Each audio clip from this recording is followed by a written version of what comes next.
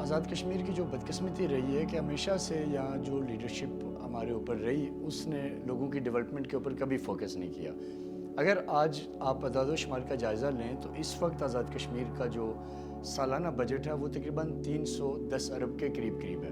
اور المیہ یہ ہے کہ یہ پیسہ لوگوں پہ نہیں لگتا، پھر اس پیسے کی جو ڈسٹریبیوشن ہے وہ فیئر نہیں ہے۔ اگر ہم ڈویژن وائز جائزہ لیں تو مظفر آباد اور میرپور ڈویژن میں جس طرح ڈیولپمنٹ کے فنڈز جا رہے ہیں وہ پونچھ ڈویژن کے اندر نہیں آ رہے۔ یہ کہانی ہے آزاد کشمیر کے حلقہ LA-20 پونچھ 3 کی۔ آزاد کشمیر کا واحد حلقہ ہے جو آج بھی پتھر کے دور میں۔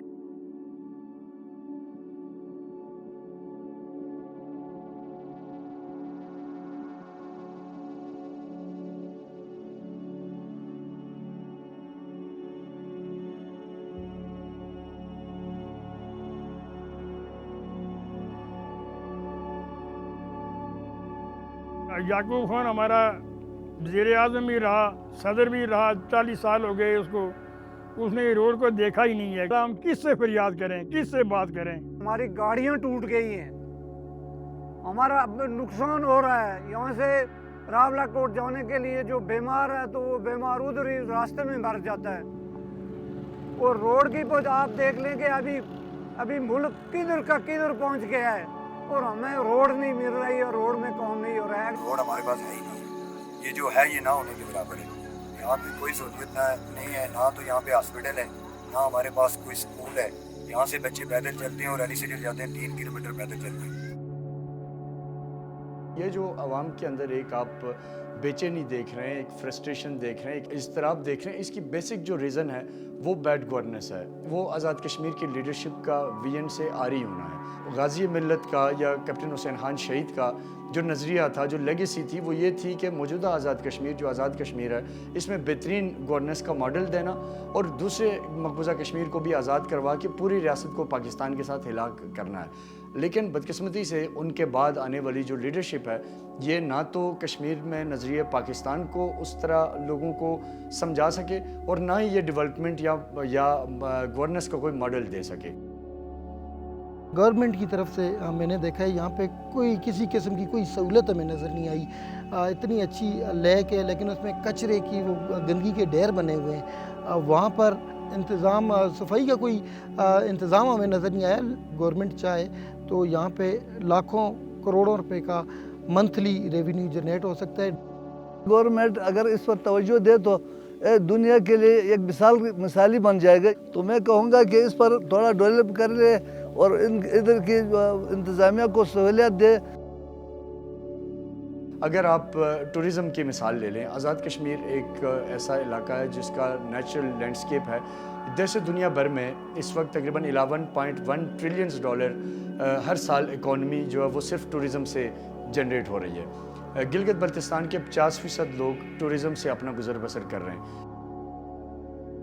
اس جھیل کی صفائی کا کوئی انتظام نہیں ہے، کوڑا کرکٹ اس طرح پھیلا ہوا ہے۔ جیسے میں ٹورسٹ کو بھی کہوں گا کہ وہ ڈسٹ بن کا استعمال کریں، لیکن ڈسٹ بن کی یہ صورتحال ہے کہ حکومت کی طرف سے نہ تو وہ خالی کی جاتی ہیں نہ تو یہاں سے کچرا اٹھایا جاتا ہے۔ ہم نے گزارش کی وفود کی سطح پہ، ہم نے یہ کہا جی کہ آپ اس کی فوری طور پر صفائی ستھرائی کا بندوبست کریں۔ اگر تو ہم غلط ہیں تو آپ ہمیں کہیں جی کہ یہ آپ کا کام نہیں ہے۔ اگر ہماری بات درست ہے یا مانی جاتی ہے یا ہمیں بار بار وعدہ وعید کرتے ہوئے اور ہمیں یہ کہا جاتا ہے کہ جی انشاءاللہ بہت ہی جلد ایک ہفتے کے اندر، 1 ماہ کے اندر، تو یہ باتیں سنتے ہوئے ہمیں 3-4 سال گزر گئے۔ آپ ہمارے ٹورسٹ اسپاٹ کا اگر جائزہ لیں، جیسے کہ بنجوسا لیک ہے تو 44 کنال کا رقبہ یا کچھ کم و بیش کم یا زیادہ ہوگا، اس کے اوپر ایک خاکروب کو محکمہ جنگلات نے تعینات کیا ہوا ہے جو اس کی صفائی اور انتظام دیکھتا ہے، جس کی وجہ سے وہاں صفائی کا جو نظام ہے وہ ابتر ہے۔ اسی طریقے سے ریزورٹس کی کمی ہے، اسی طرح سے حکومتی سرپرستی کے اندر ٹورزم انفراسٹرکچر کی انتہائی کمی ہے۔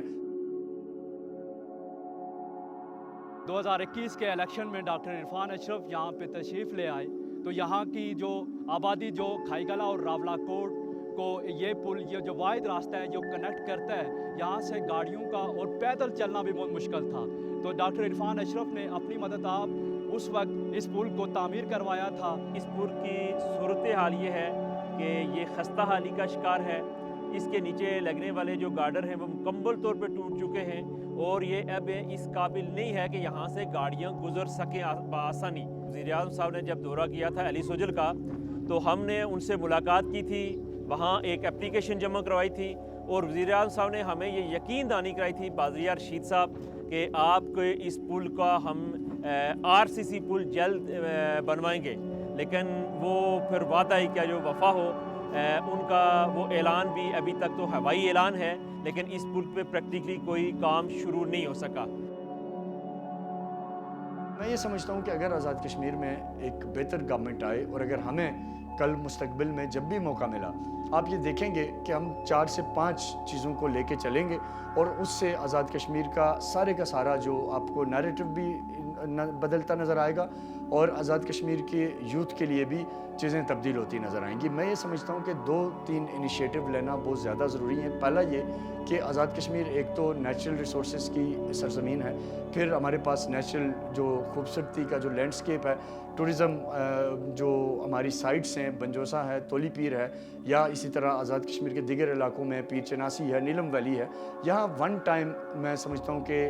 گرانٹ ملنی چاہیے ان علاقوں کو، اور اس گرانٹ سے آپ بہترین ریزارٹس بنائیں، اس گرانٹ سے آپ جو AJK کا وہ یوتھ جو پڑھا لکھا نہیں ہے اس کے لیے آپ ہاسپٹیلیٹی جو انڈسٹری ہے یعنی ٹورزم انڈسٹری ہے اس کی انہیں آپ ٹریننگ دیں، اور اسی کے اندر رہتے ہوئے آپ دیکھیں گے کہ ہمارے ہزاروں نوجوان آزاد کشمیر کے اندر برسر روزگار آ جائیں گے اور انہیں دنیا بھر میں جا کے دھکے کھانے کی ضرورت نہیں ہوگی، اور اس سے عوام کی بے چینی میں بھی کمی آئے گی۔ دوسرا جو میں سمجھتا ہوں کہ اسکل ڈیولپمنٹ کے اوپر ہماری گورنمنٹ کا بالکل فوکس نہیں ہے۔ اگر کبھی کوئی ایسا پروجیکٹ آیا بھی تو وہ کہیں نہ کہیں کرپشن کی نظر ہو گیا۔ جب ایسی گورنمنٹ آئے گی، جب اللہ ہمیں موقع دے گا تو ہم لوگوں کو ڈور سٹیپ پہ جا کے گورننس کا ایک بہترین ماڈل دیں گے جس کے اندر اسکیم خوری نہیں ہوگی، جس کے اندر کرپشن نہیں ہوگی، جس کے اندر لوگوں کو ان کا حق ان کی دہلیز پہ ملے گا۔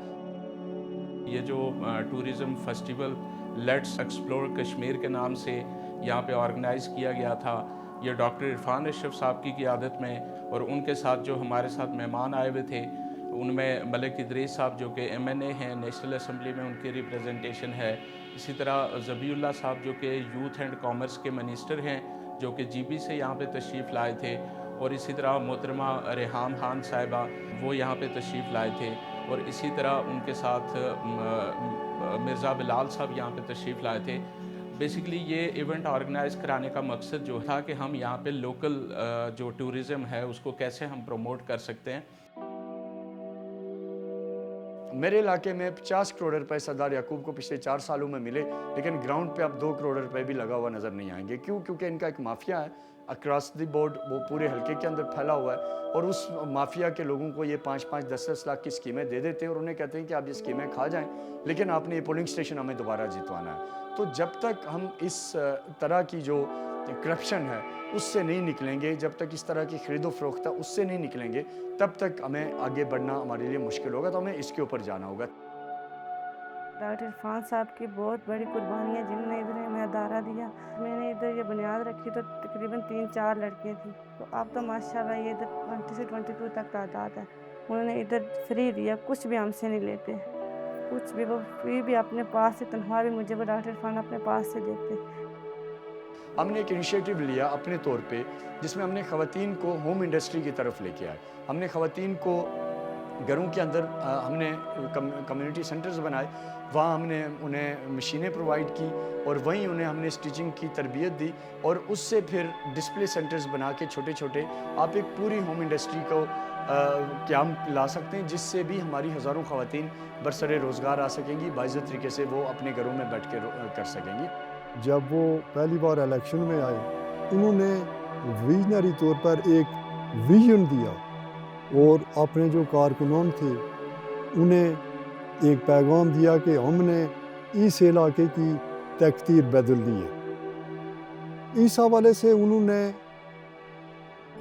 اپنے ذاتی وسائل سے بے شمار سڑکیں بنائی، راستے بنائے، جو بالکل خستہ اور تباہ حال اسکول کی عمارتیں تھیں ان کی تعمیر کروائی، اور اس کے علاوہ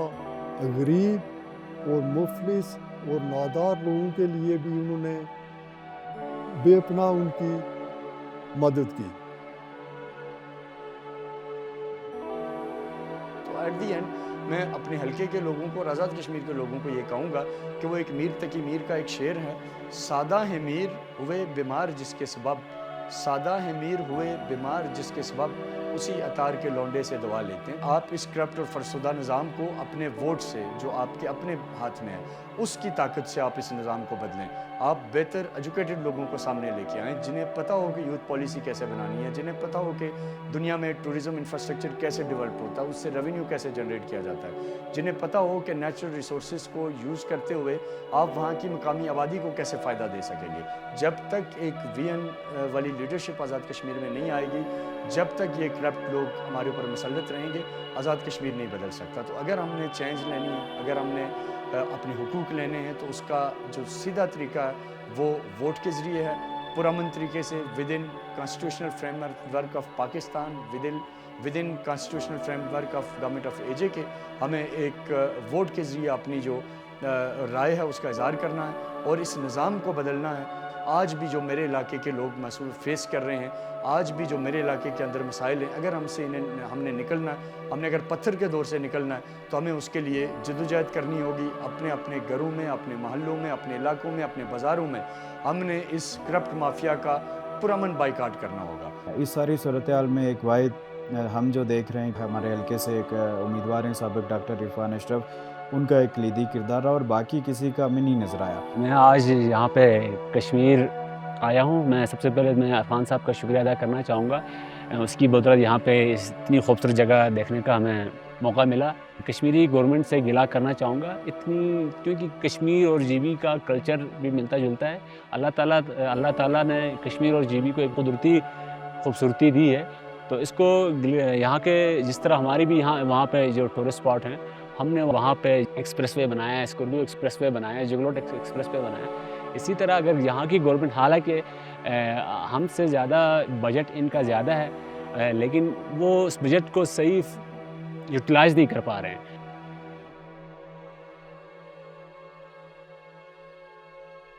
मेरी दुआएं इनके साथ है। ज़ाहिर है कि इनको मौका मिलेगा तो हम देखेंगे कि किस तरह काम करते हैं, लेकिन अभी तक हर फोरम पे मैंने इंडिविजुअली तो डॉक्टर इरफान को देखा है कि किस तरह से इन्होंने बैरून मुल्क जाके कश्मीर का जो मुकदमा है, और कश्मीर का मुकदमा सिर्फ ये नहीं है कि जो भारत कर रहा है, कश्मीर का मुकदमा ये है कि ये जो हमारे नौजवान है यहाँ पे, इनको रोज़गार मिल रहा है, जो हमारी यहाँ ख़वातीन हैं इनके लिए कोई पब्लिक हेल्थ की मैटरनिटी की फैसिलिटीज़ हैं, पानी का क्या हाल है, ये जो आप लोग खुराक यहाँ पे जो खा रहे हैं उसके लिए ये मुकदमा लड़ने वाली बात है कि हम दिखा तो सके दुनिया को कि आज़ाद कश्मीर जो है एक मिसाली यहाँ पे गवर्नेंस हो रही है, मिसाली यहाँ पे काम हो रहा है। ये बहुत अफसोस की बात है कि कितनी खूबसूरत जगह सयाह यहाँ आना चाहते हैं, लेकिन कश्मीरी नौजवान कहाँ उसको नौकरी मिलेगी जब वो अपना घर बार छोड़ के इस्लामाबाद जाएगा, लाहौर जाएगा, कराची जाएगा। ये चीज़ें इसको बदलना होगा, और मैं उम्मीद यही कर रही हूँ कि जब आप कह रहे हैं कि हक दो तहरीक है, तो ये हक आप लेके भी रहें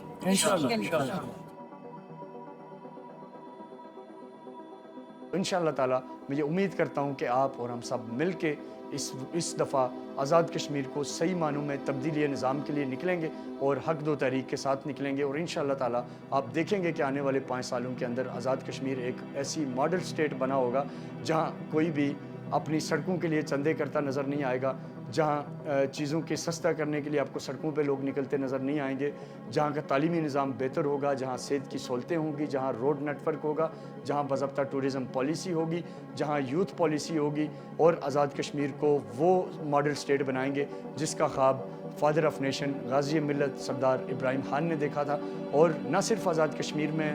एक वेलफेयर मॉडल स्टेट बनाएंगे, बल्कि मकबूजा जम्मू कश्मीर के वो भाई वो बहनें जो आज भी हिंदुस्तान के जुल्म जबर के ख़िलाफ़ अमली तस्वीर बने हुए हैं, चट्टान बने हुए हैं, आज़ादी की आवाज़ बुलंद कर रहे हैं, उनकी आज़ादी भी इंशाअल्लाह ताला आप देखेंगे कि यहीं से बेस कैंप से, हमारी जद्दोजहद से, हमारी कोशिशों से, हमारी एफर्ट से, डिप्लोमेटिक कोशिशों से आप देखेंगे कि वो भी मुमकिन हो पाएगी इंशाअल्लाह।